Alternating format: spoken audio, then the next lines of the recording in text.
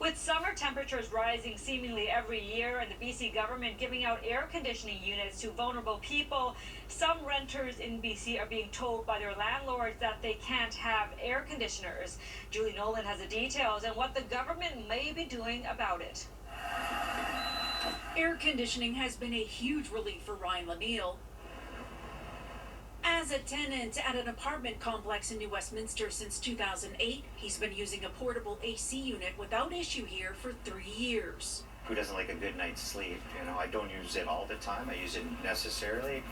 It's a nice little comfort. During heat domes in the past, Le Neal says temperatures have been excessive. It was just heat radiating up through the floor, 38 degrees, almost touching 40 degrees Celsius. But on June 1st, he received this letter which says, in part, due to the landlord's insurance obligations, management cannot authorize any tenants to install AC units.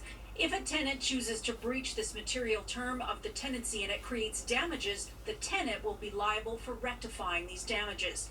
Le Neal called it a ridiculous demand, but I actually contacted several electricians, and I confirmed what I already knew about amperage and circuit breakers, and felt quite comfortable that my system was safe. Let's be real, a hairdryer will use more amperage than this. The New Westminster Tenants Union says they've heard from tenants in other buildings owned by the same landlord. My main concern is that there are tenants who don't know that these are things they can dispute and that they might leave. The province acknowledges older buildings may not handle the additional power load.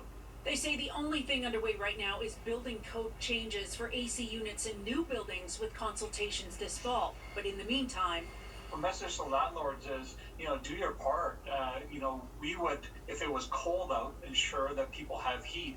And now this warm temperature is going to be the norm going forward. In a statement from the landlord, their lawyer cites the age of the building with an old electrical system as an issue. While accommodations can be considered, no requests have been made so far, and the tenant would be responsible for any damage. I'm confident in my decision for safety, and I'm not just thinking of my safety, I'm thinking of all the other people in this building. Julie Nolan, Global News.